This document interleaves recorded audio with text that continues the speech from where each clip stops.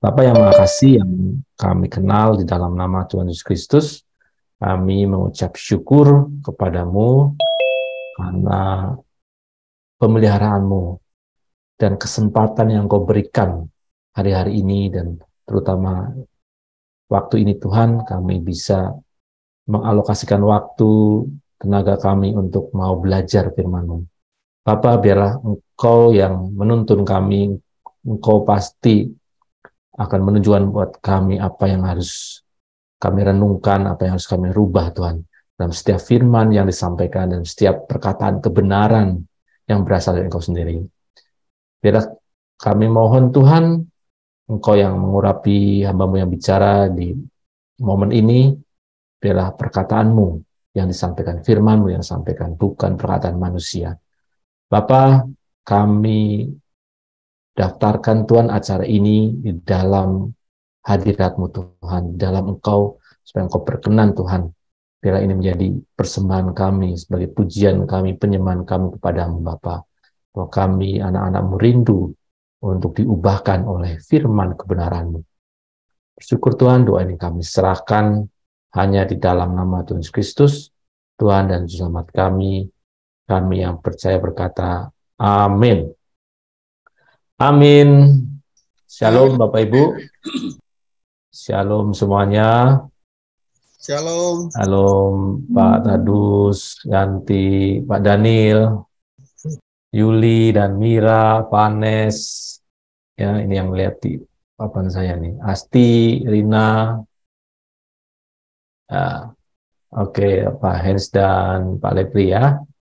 Bu Maria juga, Asnat, Bu Mona, Mira. Makanya absen aja. Oke,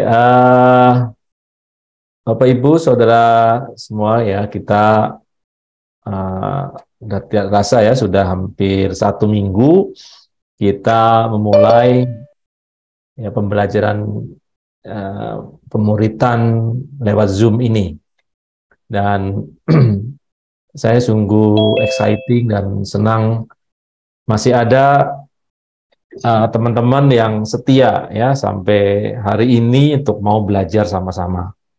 Dan saya berdoa buat pada Tuhan bahwa biarlah jerih payah saudara-saudara semua itu tidak menjadi sia-sia, dan Tuhan pasti memperhatikan ya kerinduan, kehausan setiap kita yang mau dibenarkan, dikuduskan, dan mau dalam proses dimuliakan bersama Tuhan. Jadi saya yakin Bapak Ibu ya apa yang kita investasikan ini tidak menjadi sia-sia, dan karena itulah ya setiap kita harus memastikan bahwa waktu yang kita investasikan memang benar-benar berbuah ya, berbuah menjadi sesuatu. Ya Bapak Ibu, di awal tahun ini ya saya pikir kita perlu membicarakan kembali ya Bapak Ibu apa yang menjadi fokus hidup kita ya, tugas utama dalam hidup kita. Ya kebetulan ya minggu-minggu ini ya awal bulan Januari kita sama-sama membaca mulai kitab Kejadian ya, dan dalam kisah kitab Kejadian terutama kisah penciptaan ini yang menarik perhatian saya salah satunya adalah kisah penciptaan Adam dan Hawa ya, dan kita sudah belajar bahwa waktu Adam dan Hawa diciptakan ya dia diserahkan ya, dikatakan dia diberi tugas Tuhan untuk memelihara ya, taman itu. Dan kita sudah belajar yang disebut memelihara, mengolah taman itu adalah pekerjaan utama Adam yang adalah menjadi cikal bakal kata ibadah ya, abodah. Adam abodah di taman itu. Jadi Bapak Ibu ya, kita harus mengingat sekali hakikat manusia diciptakan. Ya, ini pelajaran basic kita, who am I? Untuk apa manusia diciptakan? Ya, kita mendapat pengajaran ini, mendapat kebenaran ini dari Alkitab yang kita percaya sebagai sumber kebenaran. Jadi Bapak Ibu, mari kita ambil ini sebagai ya kebenaran kita dan kita buktikan apakah memang kebenaran dari Alkitab itu sungguh-sungguh benar atau tidak ya. Jadi tugas kita untuk sama-sama kita membuktikan, dan pasti Bapak Ibu kalau yang disebut kebenaran ya ditinjau dari segi apapun, ditinjau dari perspektif apapun ya, itu adalah tetap kebenaran, dan pasti kebenaran itu akan menghasilkan kehidupan ya, karena hakikat ya eksistensi kita adalah satu kehidupan yang sekarang kita jalani di muka bumi ini ya, pasti ya bahan bakarnya, energinya itu berasal dari kebenaran ya. Orang benar hidup oleh imannya ya, iman akan di dalam kebenaran Tuhan. Nah, Bapak Ibu, salah satu prinsip ya hakikat manusia bekerja itu, manusia diciptakan adalah dia punya hakikat kerja. Manusia bekerja ya, sejak awal Adam dan Hawa itu bekerja untuk mengolah taman ya, dan kita kemarin sudah belajar yang disebut bekerja itu ya ibadah. Jadi sebenarnya memang hakikat manusia itu beribadah, yang artinya itu bekerja ya, berbisnis ya. Ibadah itu ya bicara bisnis, dan di sini bukan hanya soal menghasilkan sesuatu untuk pemenuhan kebutuhan jasmani ya secara fisik ya, tapi bekerja untuk memelihara ya apa yang Tuhan berikan ya Bapak Ibu. Nah, hari ini saya coba mau fokuskan Bapak Ibu untuk kita kembali mengingat bahwa memang ya sejak Adam dan Hawa diciptakan, dia punya tugas bekerja, dan setelah Adam dan Hawa jatuh manusia juga tetap punya hakikat untuk bekerja ya. Nah, tapi Bapak Ibu ya, bekerja, bahkan kita sudah belajar ya, dalam kekekalan pun hakikat manusia bekerja itu tidak mungkin ya hilang ya. Karena itu apa Bapak Ibu? Karena bekerja itu adalah sarana kita memuliakan Allah. Bekerja itulah ibadah kita.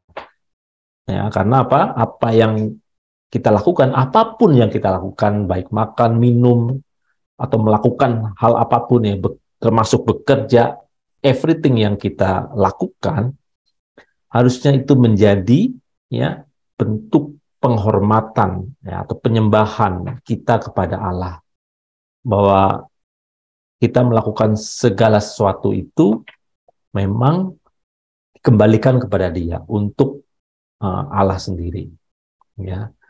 Nah, bagaimana ya sesungguhnya tugas kita ya bekerja di hari-hari ini, yang di bumi ini, yang bumi ini masih dalam ya cengkraman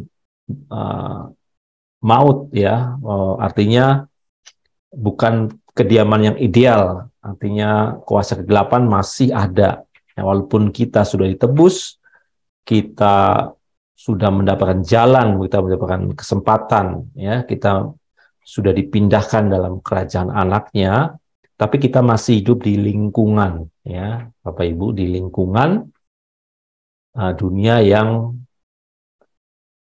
tidak ideal ya Bapak Ibu. Nah, apa yang harus kita lakukan ya? Bekerja seperti apa yang kita perlu ya Bapak Ibu lakukan di tengah-tengah dunia seperti ini Bapak Ibu ya. Jadi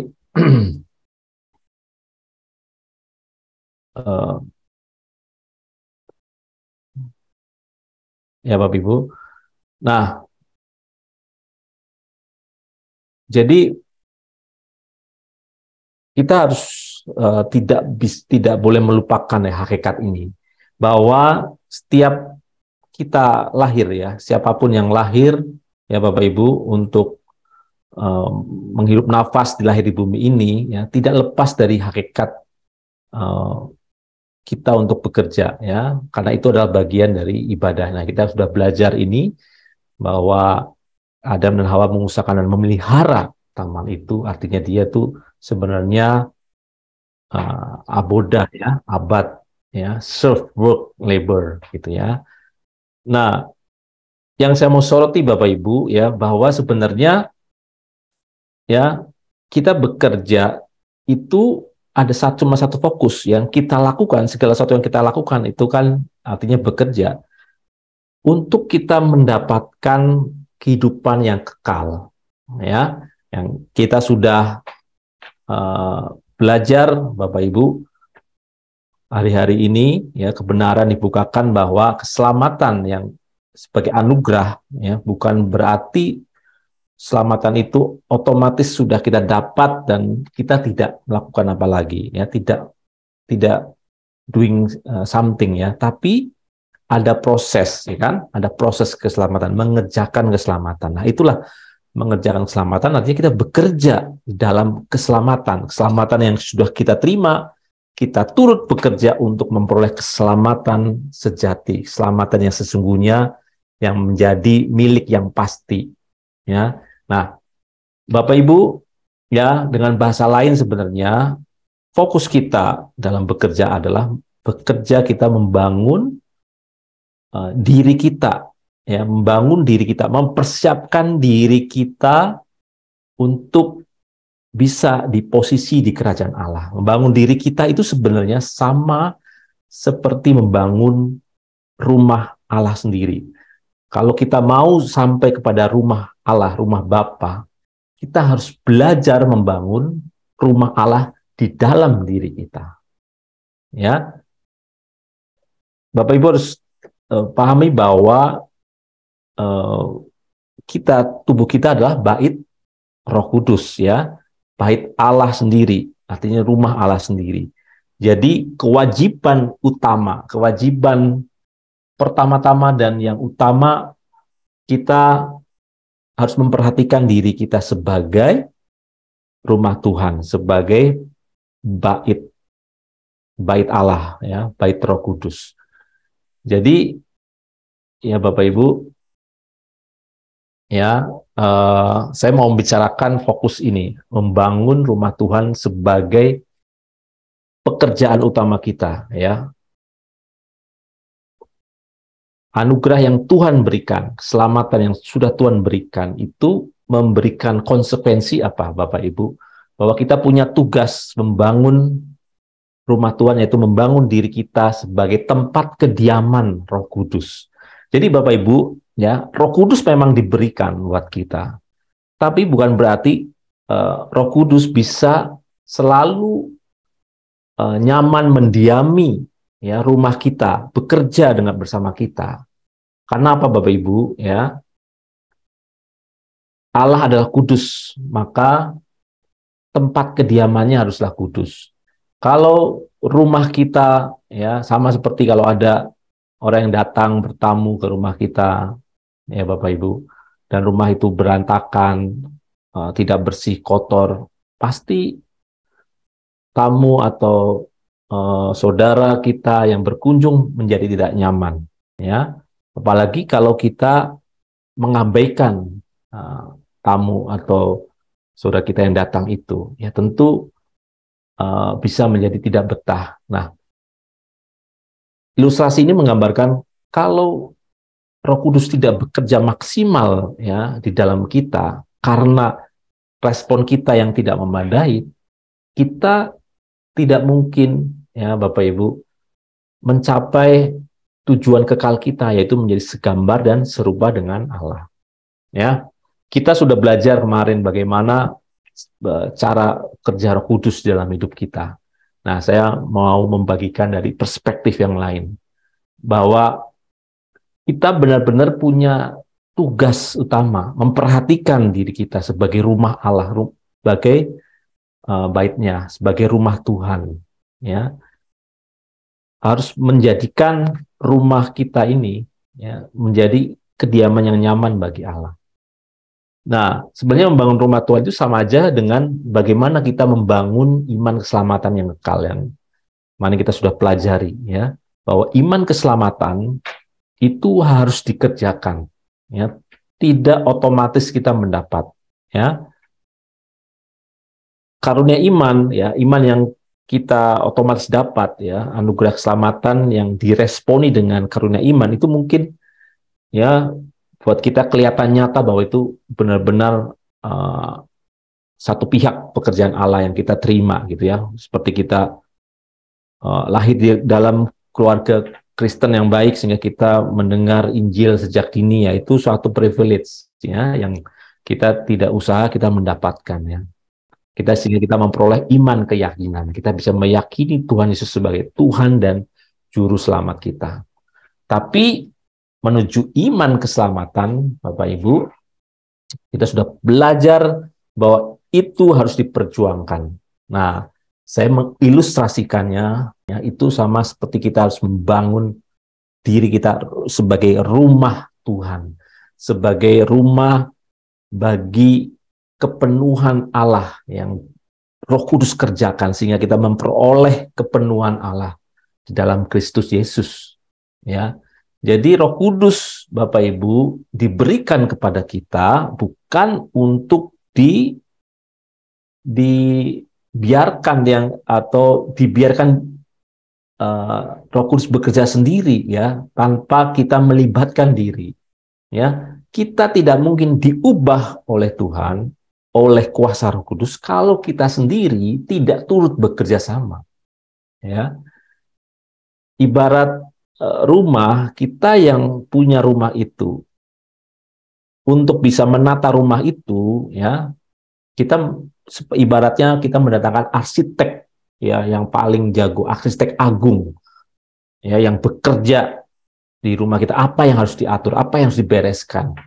Tapi arsitek itu, ya, tidak mungkin bekerja kalau si tuan rumahnya tidak memberikan kebebasan keleluasaan dan tidak menyerahkan sepenuhnya.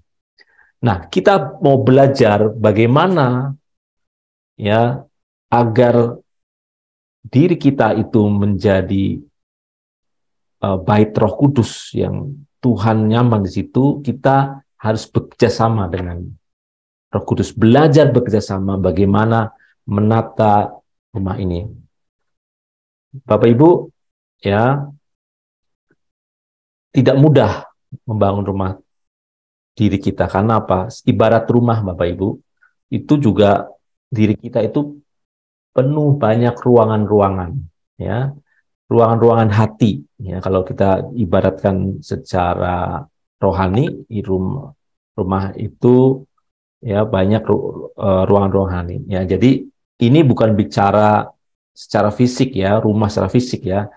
Saya fokuskan bahwa ini bicara tentang diri kita, ya, dimulai dari saya, ya, untuk kita bisa beroleh keselamatan kekal, ya, keselamatan sejati, kita harus bekerja, ya, bekerja sama dengan Roh Kudus menata rumah kita, ya. Dan di rumah kita itu banyak ruangan-ruangan yang tidak langsung bisa dibereskan, perlu waktu. Nah, itu yang harus kita kerjakan setiap hari. Ya, setiap kita bangun tidur, kita menyadari ini bahwa hari ini Tuhan mau kita membereskan hal apa, ruangan apa dalam rumah kita yang mau kita bereskan. Ya, begitu banyak ruangan-ruangan, ya, yang tidak langsung otomatis beres, Bapak Ibu, ya. Ada yang mungkin cepat dibereskan, tapi mungkin ada beberapa hal yang butuh waktu, proses, dan butuh komitmen yang tinggi. Nah, Bapak Ibu, ya, kebenaran bahwa kita ini adalah rumah Tuhan, ya, itu ada di 1 Korintus 6, 18, 20, ya. Nah, mungkin ada yang membacakan, ya. Silakan, ada yang membacakan.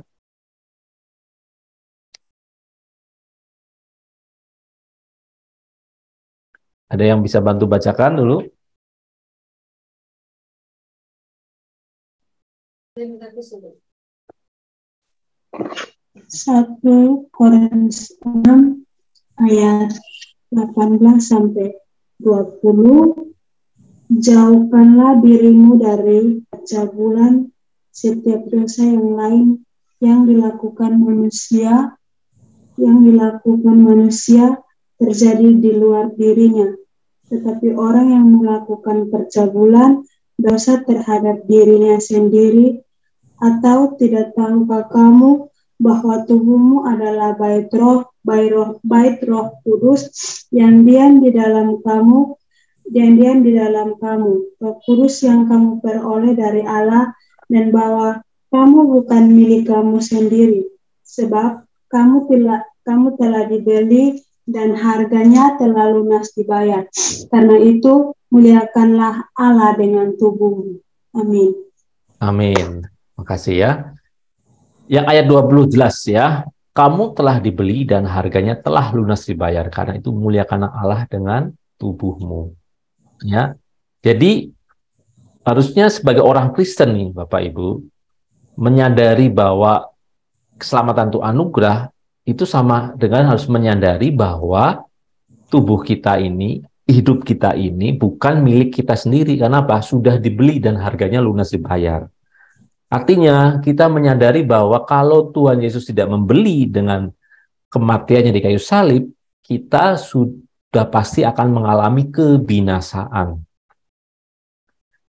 Sehingga kalau ada yang menebus seperti kita budak ya, zaman dulu kalau ada yang menebus, orang menebus itu harus membayarkan sejumlah uang kepada yang mempunyai budak itu. Sehingga kalau budak itu dibeli oleh satu majikan baru, budak itu sudah tidak punya hidup lagi. Hidupnya adalah hidupnya majikan itu. Jadi ini yang harus benar-benar kita ingat bahwa kita ini adalah anak tebusan. Ya, kita ini menjadi hamba Tuhan, menjadi hamba Tuhan Yesus. Ya, memang karena secara real kita sudah dibeli gitu. Bukan berarti Tuhan Yesus itu ngambil, memaksa atau apa ya, sepihak saja, tapi memang sudah melakukan sesuatu ya. Karena apa? Sebelum Tuhan Yesus membeli lewat pengorbanan di kayu salib, kita ditawan, kita ada dalam cengkeraman siapa Bapak Ibu? Ya, kita milik siapa sebelumnya? Milik kerajaan iblis ya, milik penguasa kegelapan. Ya, karena dengan Adam dan Hawa jatuh dalam dosa, upah dosa ya maut. Jadi mau nggak mau kita otomatis akan meluncur ke neraka. Artinya iblis sudah siap menampung kita kalau tidak ada yang membayar ya hutang kebinasaan itu, hutang maut itu. Nah, sini Paulus menekankan sekali bahwa tidak tahukah kamu bahwa kamu adalah bait Roh Kudus yang diam di dalam kamu? Artinya bait itu kan rumah ya, rumah Roh Kudus. Roh Kudus itu diam ya di dalam kita. Roh Kudus yang kita peroleh dari Allah dan kamu bukan milik kamu sendiri. Jadi ini anugerah yang luar biasa. Ini benar-benar yang disebut anugerah tanpa ada campur tangan kita, ada usaha kita, adalah kita memperoleh Roh Kudus. Roh Kudus berkenan diam di dalam kita. Ya. Jadi ya pernyataan ini Bapak Ibu, kebenaran ini ya jangan diplesetkan, jangan sampai tergelincir, jangan sampai menyimpang bahwa seakan-akan karena Tuhan sudah memberikan Roh Kudus, karena kita percaya pada Yesus, Tuhan Yesus sebagai Tuhan Yesus Selamat, sehingga kita memperoleh Roh Kudus, berarti otomatis Roh Kudus bisa bekerja maksimal dalam diri kita yang membawa kita kepada keselamatan. Artinya memahami Roh Kudus sebagai jaminan ya, keselamatan itu adalah satu titik. Ya, kita ingat lagi. Ya, karena saya sempat masih berdiskusi dengan dulu ya orang yang sempat melayani saya yang pertama kali saya bertobat itu masih bingung soal ini. Kalau Roh Kudus itu jaminan, artinya kan memang sudah terjamin, sudah pasti terjamin kita mendapat kepenuhan kealahan itu, mendapat kemuliaan itu. Nah, ini yang jangan sampai salah mencerna ya, salah memahami, karena bisa fatal ya, bisa fatal karena kita menjadi tidak terdorong untuk meresponi dengan benar. Nah, yang menarik di 1 Korintus 6 ini Bapak Ibu, ya, Paulus bicara mengaitkan, ya, mengingatkan jemaat Korintus bahwa tubuh kita bait Roh Kudus itu dikaitkan di ayat sebelumnya, ayat 6-18, jauhkanlah dirimu dari percabulan. Setiap dosa lain yang dilakukan manusia terjadi di luar dirinya, tapi orang yang melakukan percabulan berdosa terhadap dirinya sendiri. Ya, nah ini percabulan ini mungkin mengerti ya Bapak Ibu, ini bicara tentang fantasi seksual yang tidak senonoh, yang tidak patut. Ya, ini dosa percabulan ini Bapak Ibu yang marak hari semakin hari. Ya, Bapak Ibu lihat di internet atau lihat di medsos, ya, berbagai media sosial, konten-konten percabulan ini, ya, benar-benar mudah sekali, ya, menghinggapi, dan ini bukan perkara yang mudah. Ya, saya ingatkan bahwa kita tidak boleh meremehkan perkara ini. Digarisbawahi oleh Paulus, ya, sebagai bahaya yang bisa merusak, ya, merusak diri kita sebagai bait Roh Kudus. Artinya apa? Artinya Roh Kudus tidak bisa mendiami secara utuh atau bisa memberikan, ya, kuasanya, ya, secara penuh untuk mereformasi, merubah diri kita, ya, sesuai dengan gambar Allah kalau tercemar oleh yang satu ini. Jadi Bapak Ibu, ya, mungkin ini akibatnya tidak langsung, ya, dan juga kadang-kadang ini adalah menjadi rahasia kita sendiri, rahasia pribadi yang kalau dalam sesi Zoom ini, ya, mungkin juga di gereja pengajaran itu kan tidak masuk wilayah private kita, ya. Tapi kalau ini miss, ya Bapak Ibu, dan ini bukan sesuatu yang mudah untuk dibereskan, ya, maka kita harus menjadi perhatian, ya, perhatian utama. That's why, karena itulah Bapak Ibu, ya, untuk kita bisa memastikan bahwa Roh Kudus nyaman bekerja, ya, di dalam hidup kita, kita butuh teman sahabat yang saling membantu, saling mengoreksi, saling mengingatkan. Karena kadang, ya, firman Tuhan bilang bahwa ada masanya kita jatuh dalam masa kebodohan, ya. Seringkali kita masuk dalam masa kebodohan. Jadi masuk dalam lembah di mana kita tidak bisa secara objektif melihat kebenaran, ya. Karena itu butuh sahabat, teman yang mengingatkan. Nah, apalagi bisa membereskan hal-hal yang private seperti ini, ya Bapak Ibu. Makanya perlu sekali, ya, kita adanya cell group, ya, komunitas cell group itulah sebenarnya memastikan bahwa, ya, masing-masing kita dapat menjadi tempat kediaman yang nyaman bagi Roh Kudus, bagi Allah sendiri. Jadi Bapak Ibu, ya, salah satu mungkin topik atau satu agenda dalam cell group itu, ya, memang memperhatikan urusan kekudusan ini, ya. Kadang itu makanya itu private sehingga tidak bisa dibicarakan di ruang publik. Nah, perlu ada person by person, ya, yang saling mengingatkan, saling bisa, ya, di mana Bapak Ibu bisa pilih yang mana yang nyaman, mana yang bisa dipercaya untuk sama-sama menjaga ini, ya. Karena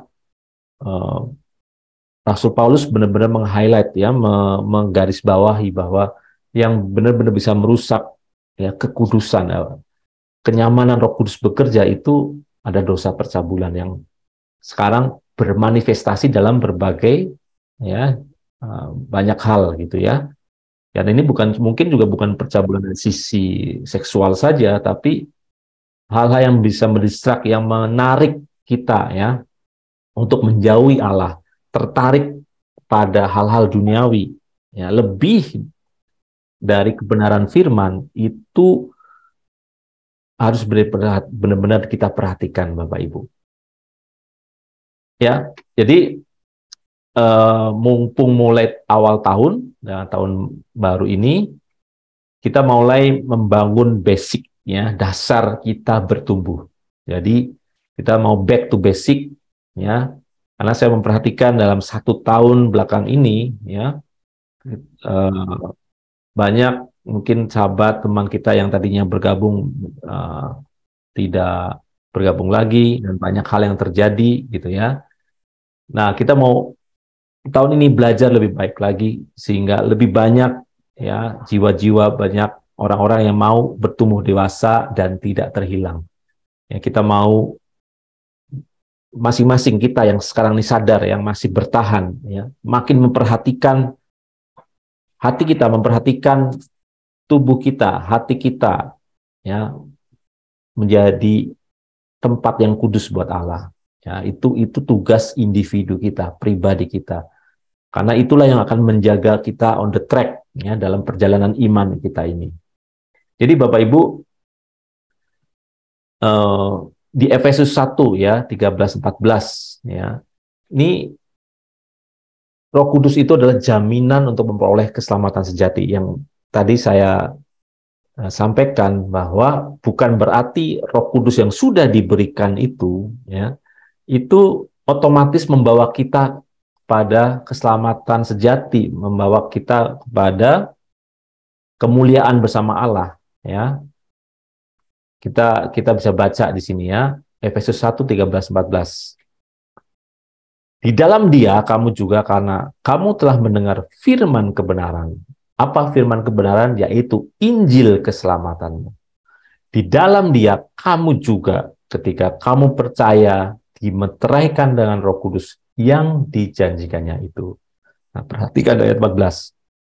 Dan Roh Kudus itu adalah jaminan bagian kita sampai kita memperoleh seluruhnya, yaitu penebusan yang menjadikan kita milik Allah untuk memuji kemuliaannya.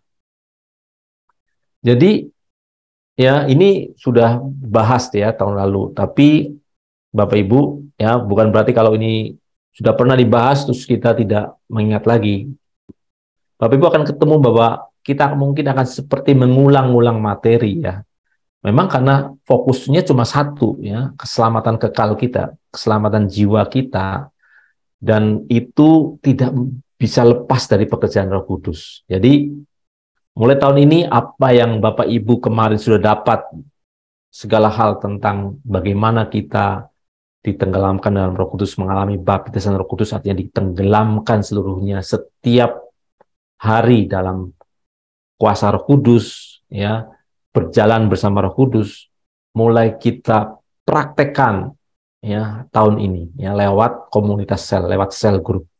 Jadi kita mau benar-benar fokus membangun rumah Tuhan dalam diri kita ya, dengan membiarkan, dengan memberi kebebasan, dengan menyerahkan diri kita supaya Roh Kudus benar-benar nyaman hidup di dalam diri kita dan melakukan semua manifestasi, semua kuasanya ya, supaya kita diubah seperti Kristus. Karena tanpa kuasa Roh Kudus tidak mungkin ya kita bisa menjadi serupa dengan Kristus. Jadi kalau yang saya dapat Bapak Ibu, kalau kita benar-benar membiarkan ya, menyerahkan ya kendali atas hidup kita di dalam Roh Kudus ya, kita pasti akan sampai pada tujuan, yaitu kemuliaan bersama Allah, dimuliakan bersama Allah. Jadi sebenarnya dengan adanya Roh Kudus itu memang benar-benar jaminan ya, kalau kita menuruti Roh Kudus itu udah jaminan yang pasti. Tapi kalau dalam perjalanan hidup kita tidak mau menuruti Roh Kudus yang tinggal dalam kita secara penuh ya, ya kita tidak akan sampai, ya. Kita tidak akan memperoleh seluruhnya, ya.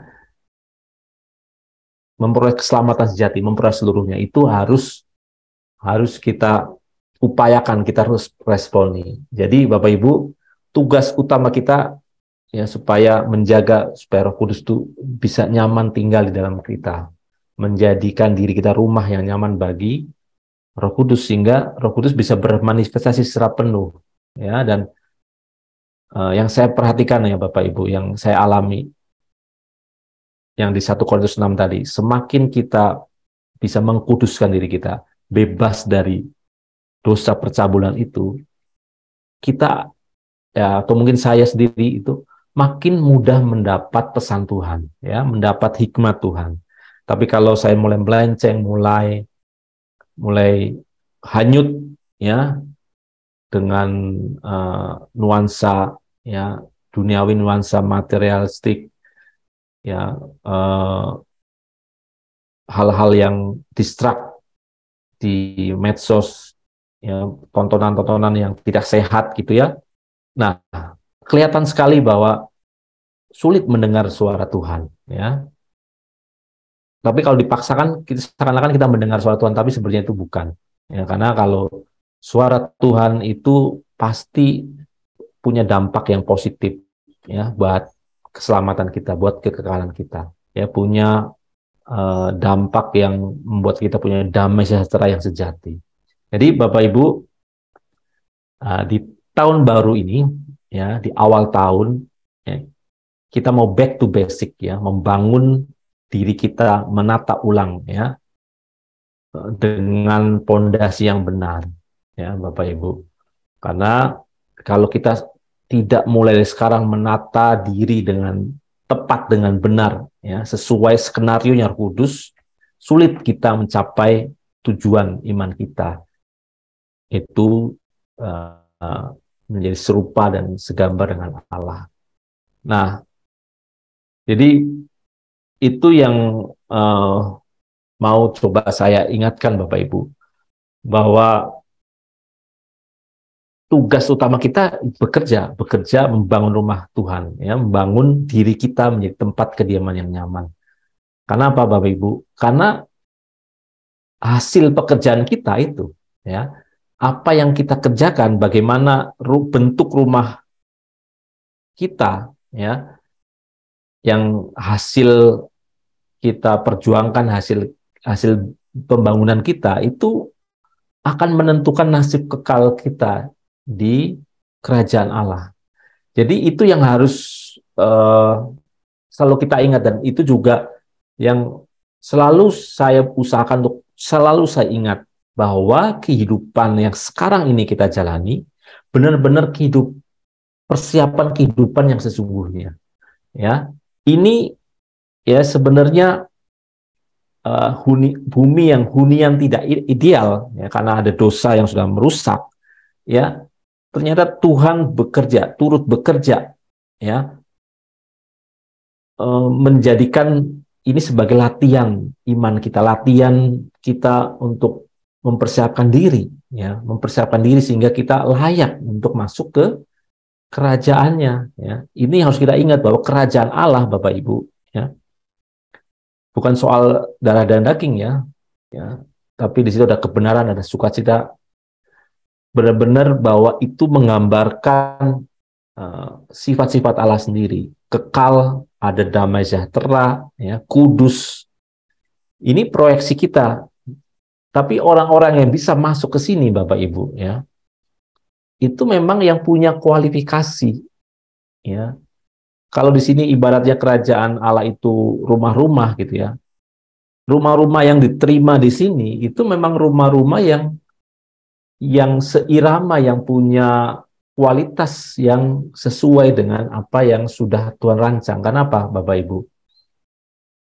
Karena kerajaan ini kekal, ya. Saya membayangkan, ya, apakah selama di bumi ini, ya, ada kerajaan yang dari awal sampai sekarang berdiri terus gitu, nggak pernah pecah gitu.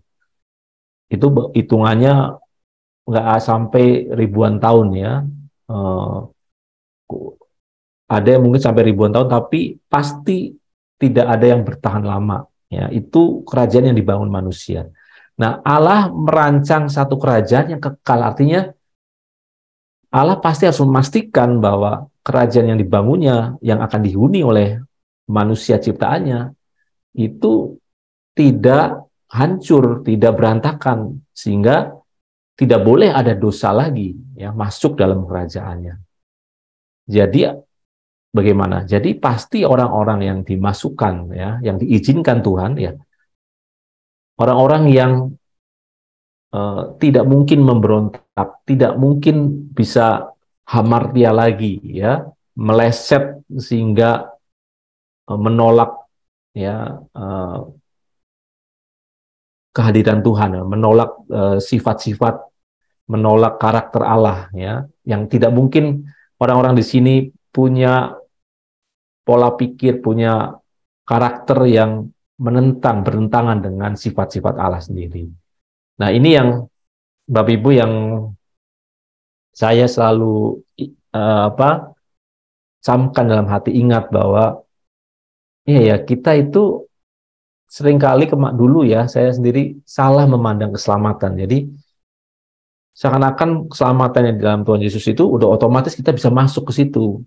Ya, argumentasinya apa? Karena kita ya dibungkus oleh Roh Kudus ya, oleh darah Yesus. Jadi kita masuk ke kerajaan ini, Tuhan hanya melihat darah, sehingga kondisi hati jiwa kita berantakan pun Tuhan nggak lihat gitu. Nah, itu menurut saya itu ya pemahaman yang salah ya, yang tidak tepat ya. Karena apa? Jelas ya kita Wahyu ya, bahwa tidak ada yang najis, tidak ada yang kotor ya, yang bisa masuk dalam kerajaannya ya. Jadi keselamatan yang kita peroleh sekali lagi itu adalah kesempatan ya, fasilitas yang Tuhan berikan ya, sehingga kita bisa mencapai ke situ ya. Ada jaminan yang Tuhan berikan, kita bisa sampai kepada kerajaan Allah. Ya, kalau Tuhan Yesus tidak mati di kayu salib, Bapak Ibu, sekali lagi kita sama sekali tidak punya kesempatan, sama sekali. Ya, karena kita nggak punya sarana, nggak punya tools, nggak punya apapun yang bisa menjamin. Ya, tidak punya pengetahuan, tidak punya kekuatan. Ya, dari kekuatan diri kita sendiri tanpa ada kuasa Allah, tidak mungkin kita mencapai tingkat kesucian yang Tuhan kehendaki. Karena apa, Bapak Ibu ya? Yang bisa melihat ya relung hati kita, ruangan-ruangan dalam kita secara tepat itu siapa? Kalau bukan pencipta kita. Ya. Kalau ada pengajaran yang mengajarkan bahwa kita bisa melihat diri kita seutuhnya ya dengan cara meditasi, dengan cara ya kontemplasi gitu ya, tapi fokus dengan kekuatan sendiri ya.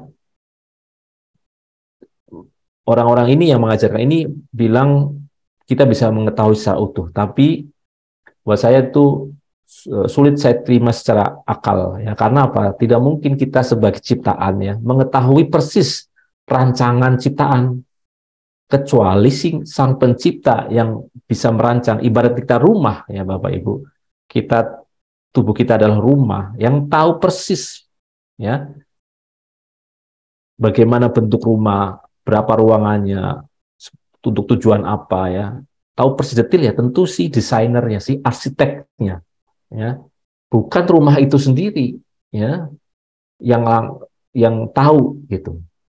Jadi buat saya sangat masuk akal bahwa kita benar-benar bisa mengenal diri kita secara utuh ya hanya bergantung pada kasih karunia dan kuasa dari Sang Pencipta.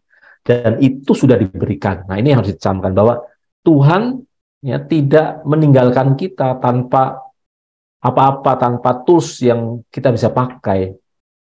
Ya, Tuhan sudah memberikan yang terbaik, yang sempurna, ya, lewat pengorbanan Yesus di kayu salib sehingga dia bisa menanggung dosa kita. lewat firman Tuhan di dalam Alkitab. Ya, Tuhan memberikan firman-Nya yang tertulis yang kita baca setiap saat. Ya. Jadi Bapak Ibu kalau susah mendengar suara Tuhan, dengarkan suara Tuhan yang ada di Alkitab dulu. Ya.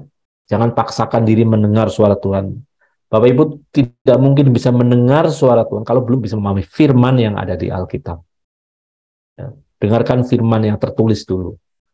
Yang ketiga adalah Roh Kudus. Ya, Roh Kudus yang bekerja terus-menerus. Kemudian juga yang keempat, apa Bapak Ibu? Tuhan merancang ternyata, menyediakan saat peristiwa-peristiwa yang Tuhan izinkan untuk mengolah, untuk mematangkan pemahaman kita akan kebenaran. Jadi, Bapak Ibu, ya, mari kita antusias ya bahwa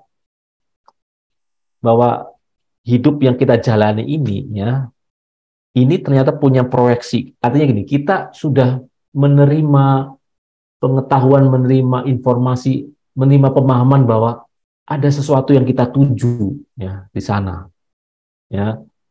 Bahwa kita punya pengharapan ya akan dunia baru yang benar-benar di situ ada kebenaran ya.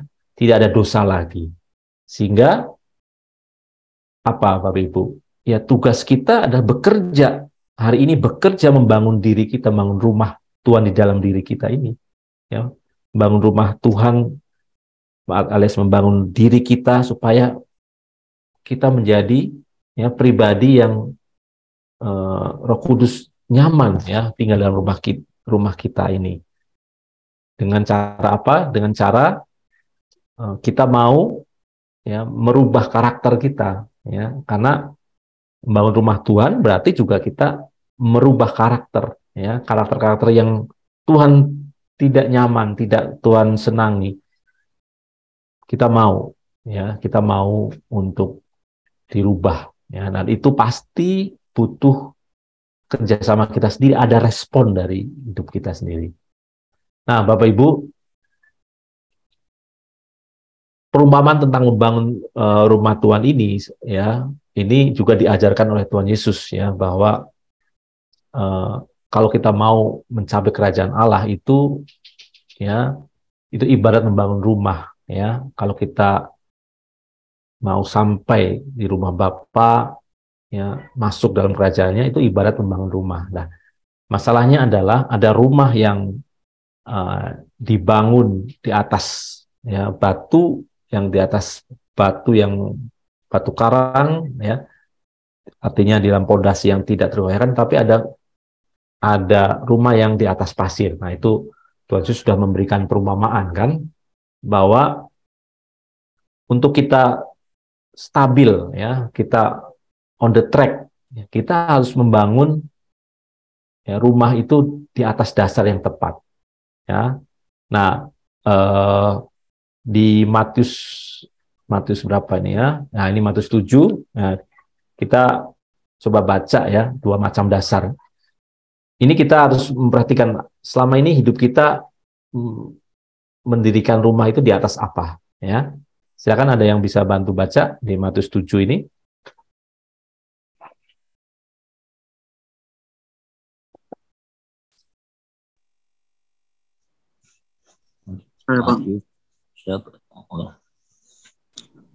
Matius 7 ayat 24 sampai ayat yang ke-27. Perikop dua macam dasar. Setiap orang yang mendengar perkataanku ini, kami lakukannya ya sama dengan orang yang bijaksana, yang mendirikan rumahnya di atas batu, kemudian turunlah hujan dan datanglah banjir, lalu angin melanda rumah itu, tetapi rumah itu tidak rubuh sebab didirikan di atas batu. Tetapi setiap orang yang mendengar perkataanku ini dan tidak melakukannya, ia sama dengan orang yang bodoh yang mendirikan rumahnya di atas pasir, kemudian turunlah hujan dan datanglah banjir, lalu angin melanda rumah itu sehingga rubuhlah rumah itu dan hebatlah kerusakannya. Ya, terima kasih. Jadi ini perumpamaan yang sangat menarik ya, perumpamaan yang bisa menggambarkan ya apa yang harus kita kerjakan hari-hari ini ya. Kita harus bekerja mendirikan rumah di atas batu. Jadi bicara di atas batu atau di atas pasir itu bicara tentang pondasi. Ya, jadi kalau kita mau bertahan sampai akhirnya, di kitab Wahyu jelas katakan bahwa yang akan selamat sampai di akhir adalah yang bertahan ya, yang tetap bertahan dalam situasi apapun.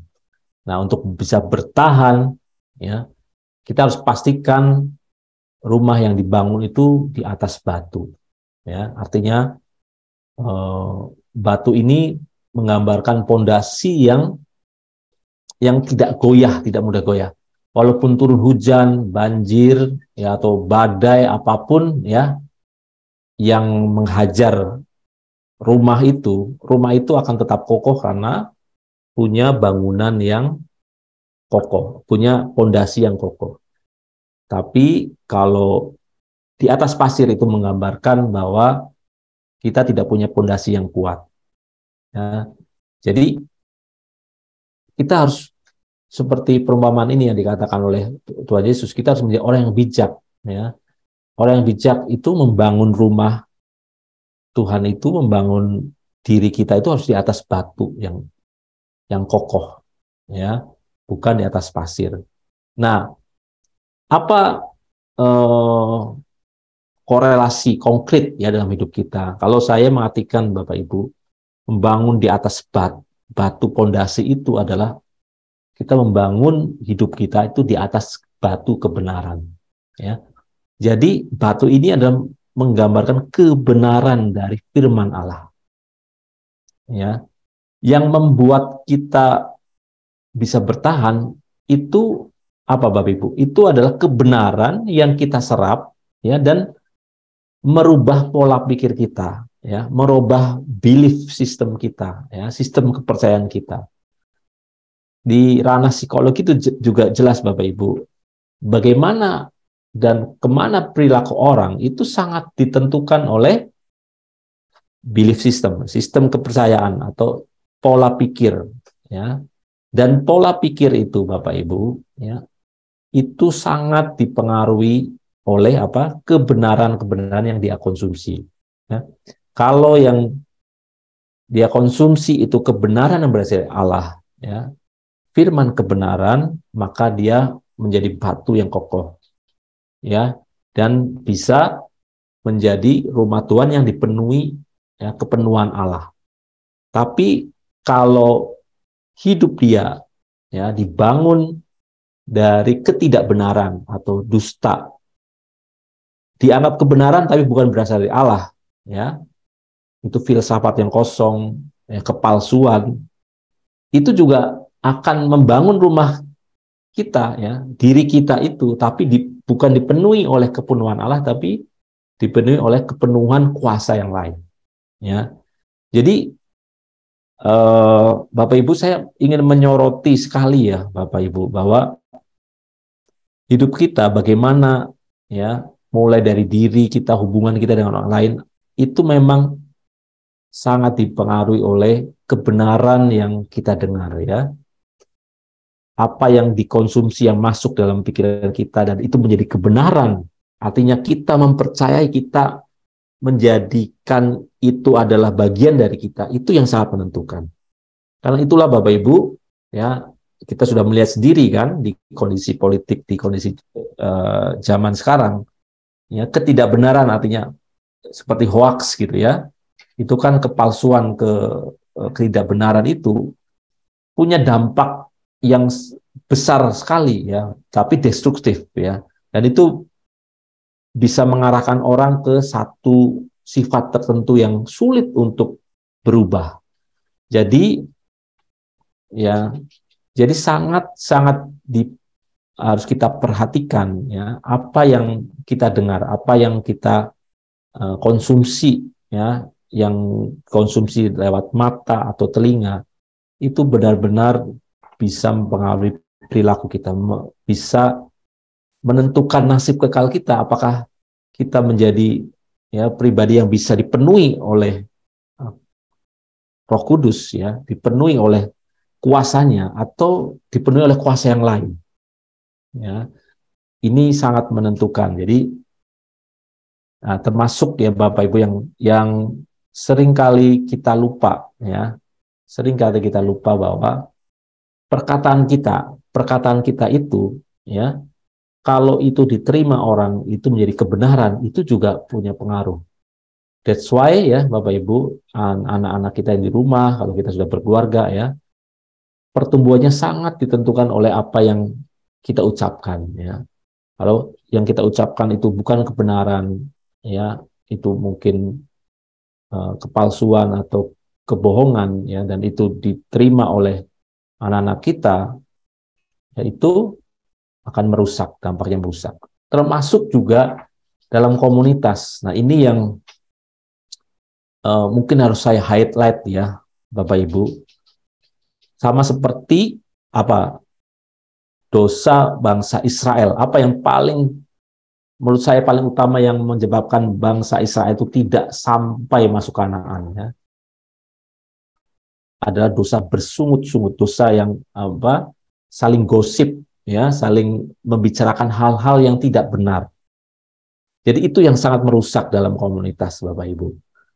Kalau kita ya menceritakan sesuatu yang belum tentu benar dan kita sendiri belum yakin benar dan itu kata orang, tapi kita sebarluaskan, ya, itu benar-benar dampaknya destruktif. Ya, bukan hanya buat diri kita, tapi buat orang lain. Bukannya kita membawa orang lain untuk tumbuh dalam kebenaran firman, tapi malah merusak. Ya, jadi dalam komunitas sangat penting untuk kita bisa menjaga hati dan mulut kita. Ya, kalau ya setahun ini kan saya lihat banyak dinamika, ya, banyak dinamika yang terjadi, yang dimana kita kelihatan sekali bahwa orang tidak concern memperhatikan hal ini, bahwa apa yang diucapkan ya, apa yang diceritakan ke orang lain harus benar-benar kita uji dulu buat diri kita, apakah itu sesuatu yang benar atau tidak. Ya, kalau kita sendiri belum tahu kebenarannya, buat apa diceritakan ke orang lain? Apalagi kalau itu katanya sendiri itu lapisannya bukan cuma satu, tapi 2-3 lapis. Si A kata si B, B kata si C, C kata si D. Terus kita ceritain lagi. Nah, itu yang akan merusak. Ya. Jadi jangan kita menceritakan itu dengan dalih ini adalah kebenaran, untuk membela yang benar atau untuk untuk membereskan sesuatu gitu ya. Coba kita tanyakan diri kepada Tuhan ya, apakah yang sebelum saya sampaikan kepada orang itu yakin nggak itu benar ya? Kalau tidak yakin, buat apa diceritakan ya? Percayalah Bapak Ibu ya, kalau ada orang-orang yang secara lantang menyatakan diri komit sama Tuhan ya, mau hidup dalam kebenaran ya, tapi dia mengingkari menjadi orang munafik, Tuhan sendiri yang akan berurusan dengan dia. Ya, pasti ya, tanpa kita menceritakan pun ya akan kelihatan ya, dari buahnya kita akan melihat.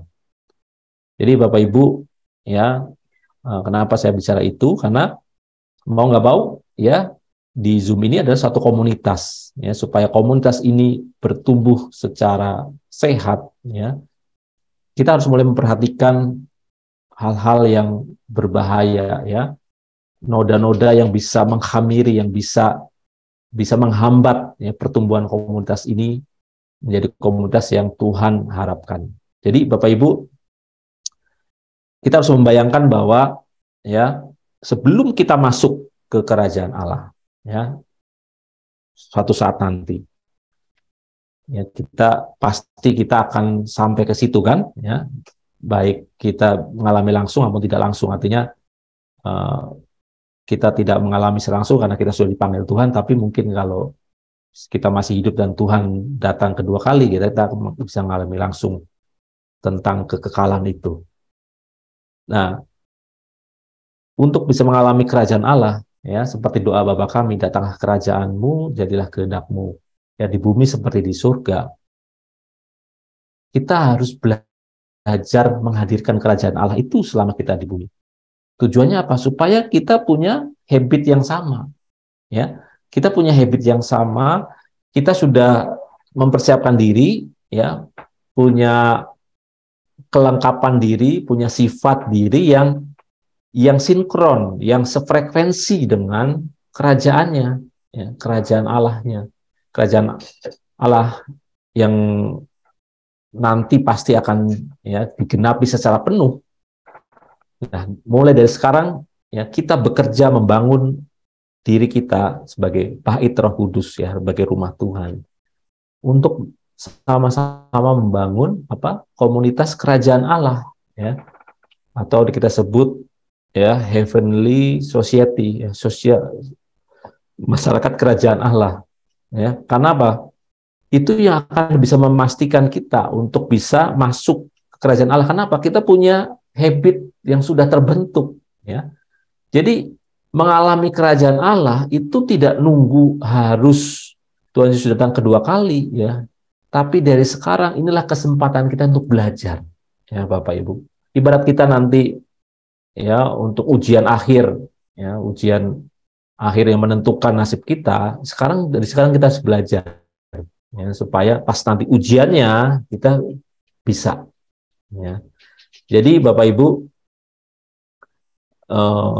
kalau bisa saya gambarkan, ya, karena saya terdorong untuk membicarakan ini, ya, dalam konteks sel group. Kita kan ada sel group, ya, dan saya akan memetakan itu dalam perspektif yang proporsional, proses yang tepat, sehingga masing-masing kita tahu, ya, apa yang harus kita kerjakan dan tanggung jawab kita seperti apa.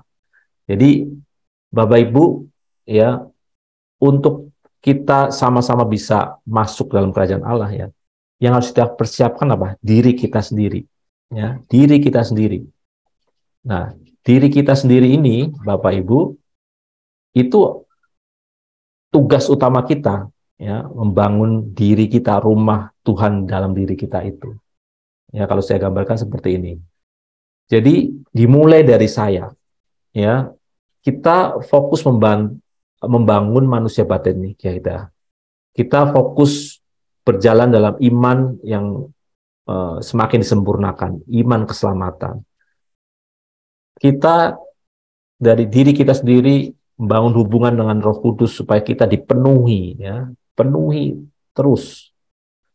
Nah, diri kita, rumah Tuhan, ya, dalam diri kita yang dibangun itu, ya, itu adalah cikal bakal komunitas kerajaan. Komunitas kerajaan. Jadi kita perlu membangun atmosfer itu, Bapak Ibu, ya, karena kita bersama-sama. Jadi kita di Zoom ini, ya, bukan lagi hanya setiap individu yang belajar tanpa interaksi, tapi dengan adanya sel group, Bapak Ibu, ya, setiap individu itu nanti bisa membangun namanya komunitas inti, di mana mungkin bisa 2-3 orang, istilahnya sekarang itu yang dianggap best friend, ya, bestie gitu, ya, yang bisa sepakat untuk saling menjaga, saling mengenal, ya.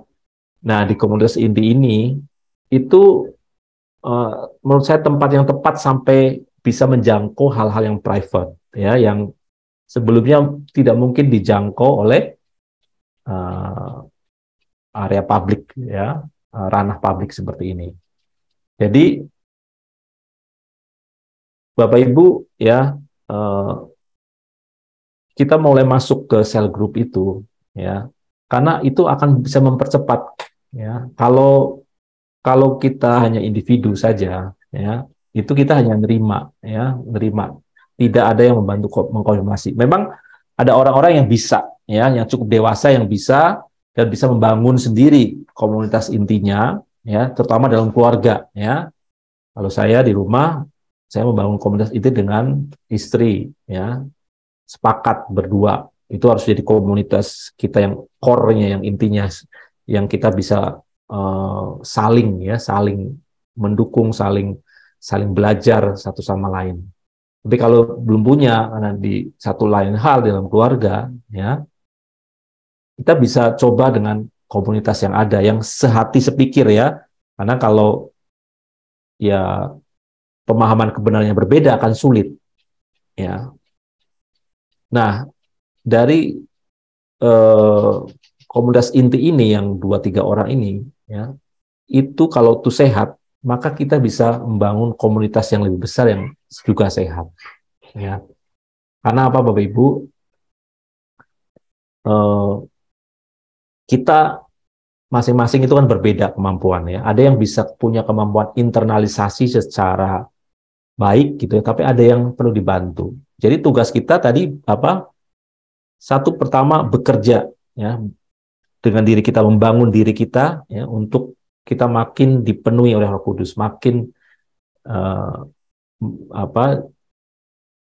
kualitas manusia batinnya kita tingkatkan. Tapi kita juga harus membantu orang lain, ya, untuk mencapai itu, mencapai keserupaan dengan Kristus.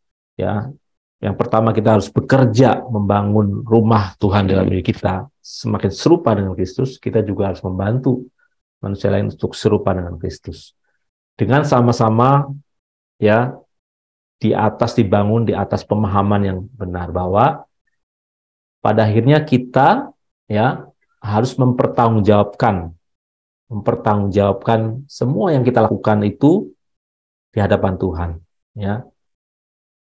Kita tidak bisa mengikutkan orang, ya, untuk membela kita di hadapan Tuhan. Kita harus melakukan pembelaan diri kita sendiri di hadapan Tuhan secara pribadi. Jadi, Bapak Ibu, dengan komunitas ini sebenarnya itu kesempatan yang luar biasa, yang kita bisa memastikan bahwa kita saling sama-sama mengingatkan, ya, bahwa ada tujuan yang mau kita capai, ya, ada tujuan yang mau kita capai. Jadi, Bapak Ibu,